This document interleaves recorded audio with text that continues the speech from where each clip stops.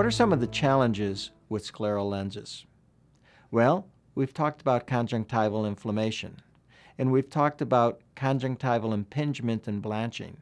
These are controlled by manipulating the peripheral curves of the lens. Bubbles and mucin entrapment on the lens can be a problem. I find that bubbles are always a problem with application of the lens to the eye.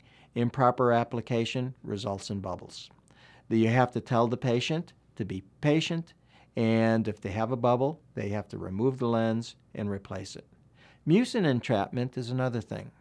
Some patients have high mucin content in their tears, and as the tears flow under the lens, we can get entrapment there, and as the amount of mucin builds up under the lens, it can actually affect vision. What we advise our patients to do in that case is to remove their lenses, flush the eye, flush the lenses, put the lens back on. What happens with pterygia and pinguicula? Well, we want to avoid them. So we either fit so that we don't go up to them or we fit beyond them. Conjunctival billowing and chalasis. They may be a problem. Probably they aren't. But that's something that requires vigilance on the part of the practitioner to ensure that there are no problems developing. Limbal engorgement, that's a tight periphery. We have to loosen up the periphery in that segment of the lens. And remember, we want to keep our patients in the proper solutions. You want to tell the patient the exact solutions to use and ensure that they're using them. It's not unusual for a patient to want to save some money, and they'll buy some preserved solution.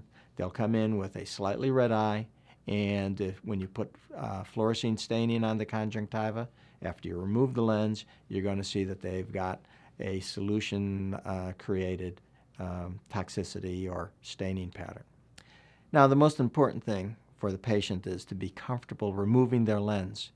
And what happens if they forget their suction cup or their lens remover? Well, this can be very difficult because these lenses are very difficult to remove without the appropriate types of devices like the DMV remover. So I always give my patient several suction cups, several lens removers, and tell them to make sure they keep them in their purse or their pocketbook or with their computer, and especially when they travel. Now, a tilted lens, when it's on the cornea, tilted in reference to the corneal plane, will cause some residual cylinder. And so you might find that there are times when you get better vision with a corneal lens than you do with the scleral lens. And that's due to the residual cylinder that's not corrected due to this mismatch of the two surfaces. It's been my experience that comfort trumps vision, and so that the patient always prefers to have the more comfortable lens and is willing to wear an overcorrection in glasses when the cylinder or the astigmatism correction isn't fully corrected by the lens itself. So I am going ahead and fitting my patient, and when I'm fitting the patient, I want to document what are my clearances. And here, my estimations were maybe a little on the low side.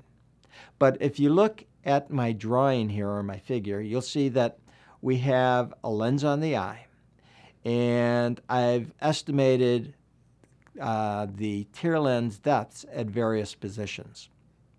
And if you look at the actual reflection of light off of the front surface of the lens, you'll see just to the left of the 350 number, you'll see the front surface of the lens. Then you'll see a very thin dark line or zone. That zone is the plastic of the lens. If this lens had a thickness of 0.30 millimeters or 300 microns, then that is the thickness of the lens at that point. That is my yardstick for being able to evaluate how thick is the fluid layer behind it. The fluid layer is, if we start on the right again, we have the bright reflection off the front surface of the lens. We have the black band, which is the plastic of the lens. We have an internal reflection coming off of the inside surface of the lens. We have the fluid, which is a little murky looking. And we have the cornea, which is that bright gray band to the left. If I follow that band from superiorly up around that 350 mark down to that 25 mark, you can see that there's a change in the depth of the fluid between the lens and the cornea, and that's due to the shape of the cornea itself. Here we have a sagging cone that we're vaulting over. And so let's look in real time as I evaluate the tear layer. What I do is I go from limbus to limbus, and I want to look at what I'm not quite going far enough over to the limbus. I'd want to go all the way over to the 3 o'clock and back over to the 9 o'clock position. But as I go back and forth, what I'm showing you here is that there is a variation in the depth, and you should document that. The importance is if you need to change the lens in the future, you know what type of clearances you were dealing with. Here we can see with fluorescein a more obvious fluid layer. Again, looking from right to left, we have the reflection of the light off the front surface of the lens. We have the dark band, which is the lens itself. We have the internal reflection. Then we have a green fluid tear layer or fluid layer. And from there, further left, we have the gray band of the epithelium and the stroma of the cornea. And as we look, you'll note that the tear layer is thicker or wider, usually inferiorly than superiorly. Here we have a lens that maybe I could decrease that profile curve to decrease the mid-peripheral thickness of the fluid layer, but as I go over nasally, my tear layer gets very narrow. So I really judge my fitting on the narrowest zones, and do I have proper clearance? So that's why we can have a variation in thickness. Here you have a fairly thick tear layer, maybe 500, 600 microns inferiorly, and we have a fairly thin tear layer when I went nasally and temporally. So there's a variation. So you don't just look at one place on the cornea and judge your clearance. You have to judge from limbus to limbus. When we decide that the 15.8 millimeter diameter lens is not the appropriate lens and we want to use an 18 millimeter lens, we have two choices. We can try to use the fitting set, but we'll have to make some adjustments, or we can actually call Blanchard and ask for a loaner 18 millimeter set. If you like the 18 millimeter diameter, you may also want to purchase an 18 millimeter set to put in your fitting library.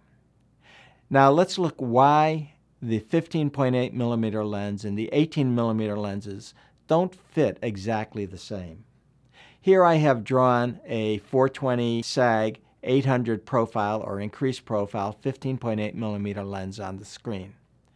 I'm going to superimpose over that a 420 SAG 800 profile or increased profile 18 millimeter lens. And let's look at the difference. The difference is at the base of where the 15.8 millimeter lens is, you'll see the chord diameter is greater in the 18 millimeter lens.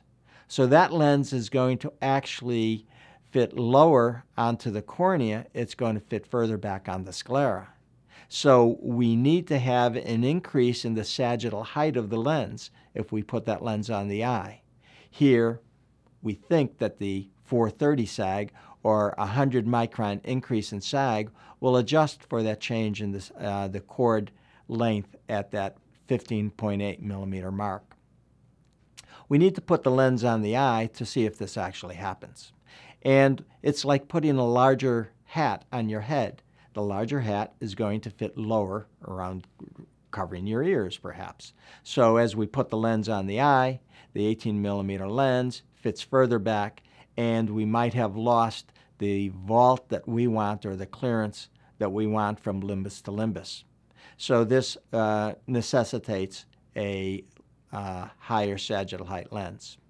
Also, I might note that as we go further away from the limbus, the sclera actually starts to lose some of its symmetry, and actually I would prefer to fit with a trial lens set. So I would ask for the 18 millimeter lens set for use when I'm trying to fit the larger diameter. Now, let's understand how the conjunctiva responds to the presence of a rigid lens. First off, we can have what's called conjunctival chalasis. This is a benign finding. I'll show you examples of where the conjunctiva is pulled in beneath the surface of the lens and billows at the limbus. The lens compresses into the conjunctiva, and this leaves behind what's called a compression ring. It's like when you're wearing a sock that's tied around your ankle and you take it off and you can see the imprint of where the sock was. If this goes away within 15 minutes, and it usually does, it's of no consequence. If we have conjunctival injection from lens wear, this should be addressed. And if we have injection after the lens is removed, but we didn't have it before we removed the lens, this is usually short-lived, and we see this with some of our patients. They have a very finicky conjunctiva that's easily irritated by removal of the lens, but it's a short-lived problem. This is an example of conjunctival billowing or conjunctival chalasis. Different practitioners call it different things.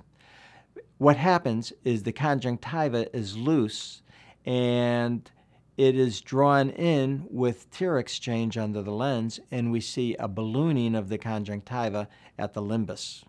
When the lens is removed, this goes away. So it's really a benign finding, and we don't think it's of any consequence. However, if you do have conjunctival staining in this area when you remove the lens and the stain remains, then that's an area that we should address, because remember, this is where the limbal stem cells are located, and we want to make sure that we do protect those cells. This is an area of inflammation. Notice that we have a tight periphery. You can see that bright white band. But if you look at the appearance of the conjunctiva adjacent to the limbus versus outside of the lens, you'll see that we have a more pink, a congested area, and this indicates that we have too tight a periphery.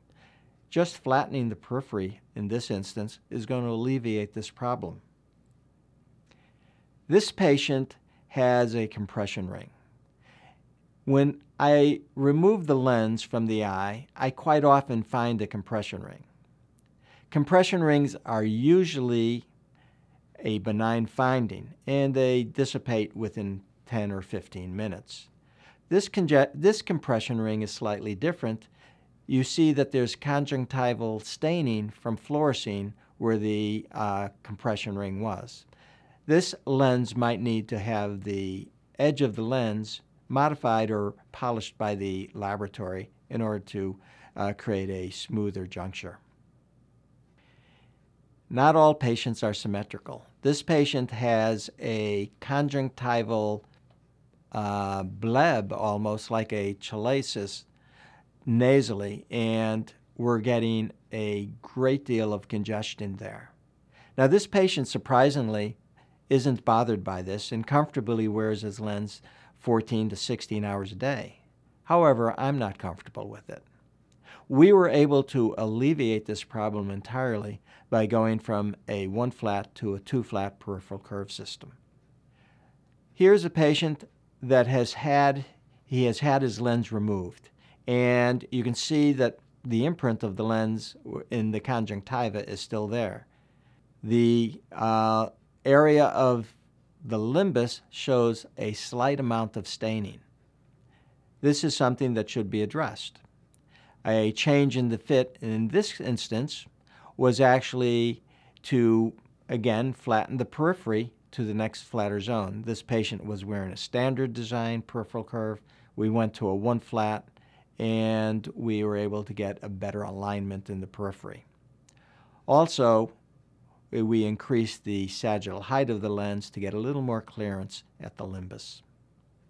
Thank you for your attention today. I'd like to add two things. First, go to the Blanchard website if you need to access the fitting tool available for the MSD lenses.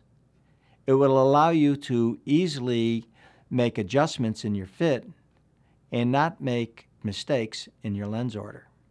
Second, if you have questions, don't hesitate to call the laboratory consultants that are available at Blanchard. They can help you out. They fit these lenses with practitioners every day. Again, thank you for your time, and I hope you enjoy fitting the MSD lens.